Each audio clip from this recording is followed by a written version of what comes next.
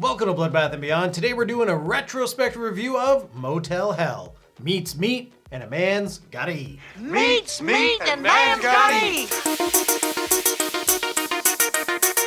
Directed by Kevin Connor, Motel Hell is a first-time watch for both of us. We always think about this movie and always think that it's Mountaintop Motel Massacre, which we used to watch back in the day together. This is a really interesting one, so I can't wait to talk about it. But firstly, we did do a full commentary over on our Patreon. If you want to support the channel and allow us to keep doing what we do, check out the links in the description for rewards and stuff. Otherwise, we're going to spoil everything and just talk about the craziness that is Motel Hell. So what do we like? I liked the ridiculous concept of this film. It's literally about them farming people to make jerky. And yeah. No chemicals or preservatives. And you get all this for just $2.95. I had no idea that this was not a slasher, because Motel Hell, you're like, the pig mask, the chainsaw, oh yeah, this is a slasher. Not at all. like this is like Cabbage Patch Kids. The cabbage field is riddled with people growing from underground. They're not growing. I think they've halted their growth. They keep feeding them. They keep feeding them nutrients so that the jerky tastes better. It's because he mixes the pork with He was all about the taste of his meats, the certain specific spices, and the reason that he has like the best formula to create this great meat, and he was using preservatives all along. I used preservatives. Every time they mentioned smoking meat, How would you like it if someday I taught you the ancient art of meat smoking? I just kept picturing Mark Zuckerberg talking about smoking meats. Someone asked me, do I smoke meat? Smoking meat. Smoking these meats. Smoking meats earlier in the day. We also had a cast that was just so out there. We had Vincent, who was running the farm. He was one of those guys who was like preacher, happy, good guy, but also like psychotic killer. Yeah, I thought he could definitely be either a car salesman, an excellent one at that, or somebody on a game show. Like if he was on Price is Right, he would have killed it. And then his sister, his younger sister, Ida, was just too much. Ida, let Bruce go. Great cook, I imagine, if she wasn't using human flesh. And then we also have Terry, who's our final girl. She's basically the first person that we meet because her and Bo are just whipping on a Harley, going down the road. Vincent throws out a trap, and then he just like abducts her. Keeps her for what we assume to be treated like a daughter. And she immediately has Stockholm Syndrome. I guess you're right. I feel good here. Bo, oh, don't worry about him. I want to see him. Well, it's too late. I buried him at sunrise. He did bury him, Yeah. but he didn't die. He's just has his vocal cords removed, and he is going to be jerky next week. It was pretty hilarious seeing all of their little heads just like in the ground as they removed the potato sack bags and they're gurgling about. I loved that Cliff from Cheers was one of the heads.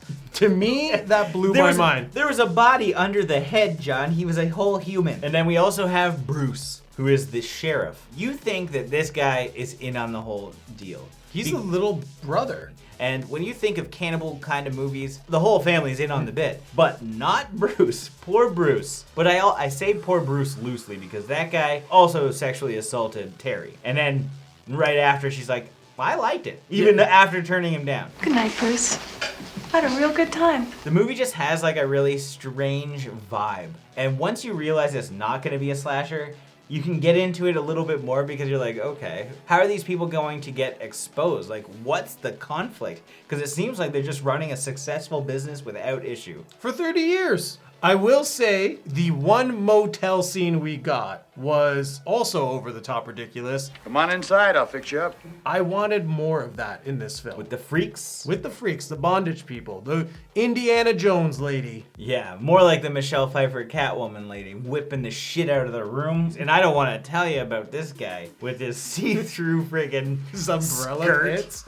and just getting rubbed down with lube with a half-shaved chest. Like, Let's get greasy. it's like, what the hell is going on here? But they were there for a fun time. They They just wanted to be hogtied in a different way, not the way that they were literally hogtied. So eventually, Bruce finds out like there's something happening at this motel. He comes in and he's like, I'm gonna confront everybody. He gets just not like pushed into the wall by Ida.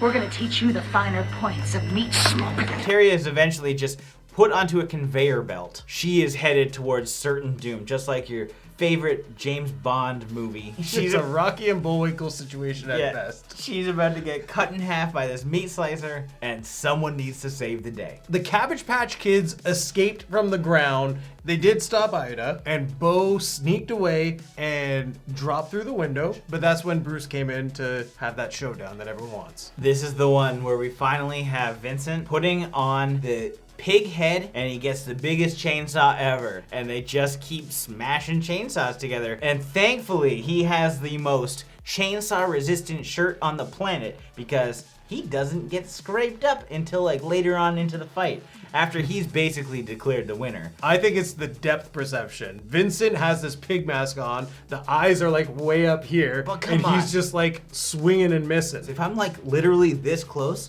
and I have a chainsaw that could go through you, there's no way I'm missing you. If I'm up here, all I need to do is just go down here. Off to the smoking. What would I call you, a John? I probably wouldn't advertise that it's a John stick or something. Well, a Slim Jim, a Slim John. Yeah, Slim John. Whatever. Maybe Slim Jims are just Jims all along this whole time. All right, let's get to our dislikes. We're going right to Terry. I can understand Stockholm Syndrome, I get it. But when Ida tries to kill you twice, you gotta go at some point. Not be like, oh, well, I think I'd rather just bang Vincent instead. All of this happens, you were almost killed twice, you get over it somehow. But now I'm ready for my wedding, and we're gonna party. We're gonna put on our stupid fucking party hats, we're gonna get our little plates out, we're gonna have a little bottle of Bambino, and her glass is green as shit because it's been poisoned, and she doesn't notice it. When Ida pulled out the razor blade and tried to like cut her up and drown her, there's no reason for her to like want to be here, but for some strange reason she wants to bang Vincent. She's just like, hey, these are my boobs, why don't you come and kiss me, type thing. And he kisses her on the forehead, Yeah. which I thought that was great. Very respectful, and then immediately, We should be married first. So he we does- gotta go talk to Wolfgang Jack. Jack. Oh, Wolfman Jack. Oh, glory. Bruce was pissed. He's like, I gotta figure out what's going on here. You mean he's not forcing you? Because there's no reason that Terry should be wanting my older brother who's like 60 years old. And she rejects me after I force myself on her? Something's not right. This is 1980. I can do what I want. I'm a man. She's like, no, get off me. Somebody help me! Somebody help me, please! Oh, that wasn't me. That was the radio. I'm sorry. I didn't say that. Then they kiss. You're okay with this now? And then they hold hands. I Like- hate her. I hate her. I hate her guts. She was just so obnoxious. Like, maybe if I was having a chainsaw battle, I would have let it run longer, is all I'm saying. Then I would have had some good head cheese to go with my jerky. If I'm gonna call a movie Motel Hell, I'll have it take place in a motel. The setting was a motel, had nothing to do with it. We talked about this. It would have made way more sense for Vincent and Ida to run a hotel to kidnap people instead of setting bear traps on the road. If you're a cannibal serial killing family, your best bet is just to let the people come to your hotel. The people that they were trying to target, they were going to the hotel anyway. That's why they're on the strip of the road. Oh man, this red's too heavy. We better find a place to crash. Like, look how easy the bondage people were. Got them in the room, tied them up, no mess, into the garden they went within 5 minutes. That doesn't smell like laughing gas. But yeah, they just need to advertise like, hey, swingers, come here, bring all of your friends. Throw your keys in this fish bowl, and I'll destroy the fish bowl, so you can't leave, and I will come to each of your rooms and rope you up. They could have so much meat. They just did it wrong. They've been in business for 30 years, so who are we to tell them what they're doing wrong? It shouldn't be called Motel Hell. It should be called Tourist Trap, but that already also exists. Something should be in there, like Harvest. Hey, and A if Harvester. Well, you always were a kidder, Steve. we're talking about Harvester and we're talking about meat's meat a man's gotta eat, play that game. My meat! My meat! This is is a concept that's been done over and over again. I mean, Sweeney Todd, he made his meat pies, just a simple little barber. Get him to the chair, slice the neck, down they go into the oven. His process was a little convoluted, especially when you get like, all right, take the bags out, put the nooses on. Then we need to get these fucking weird hypnotizing light beam things and we're gonna have to get them into a trance so their brain juices are really working well right before we snap their necks. Like, there's just too much work here. You don't even need to put them in the ground. I mean, now, I'm not a human chef. I mean, I'm a human. Hold on, I'm half of these things. God damn it. But if I was a human chef serving humans, that still sounds like I'm an alien. Maybe I have been brainwashed by this fucking little... rings. Oh my god. Your spaceship awaits you, Captain. But you're not really a chef in this case. You're a smoker.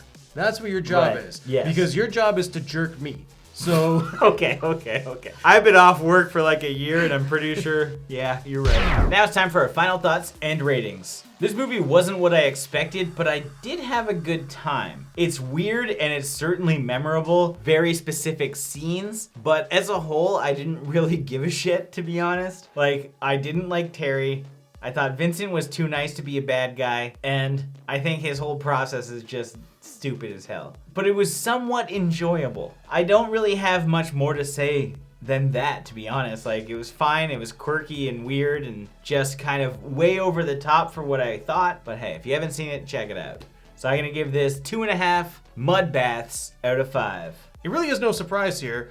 Definitely expected a different movie coming into this, and I just didn't really enjoy it because there was no one for me to really root for. When I'm rooting for Cabbage Patch Kids to get out of the ground, you know you haven't built up a good final girl. But I did like the concept, and I liked Vincent and Ida. It's just, I didn't really care for a lot that was happening. I think this is something everyone should at least watch once, but I'm never gonna watch it again. So with that being said, I give this film 2 ridiculous cat statues out of 5. As always, thank you for watching. Like this video and comment below with your thoughts on the film if you've seen it. If you haven't and you do want to check it out, watch it with our commentary, damn it. And if this is your first time here, make sure you subscribe to the channel, stay up to date with everything here on Bloodbath and Beyond. It takes all kinds of critters To make Farmer Vincent fritters.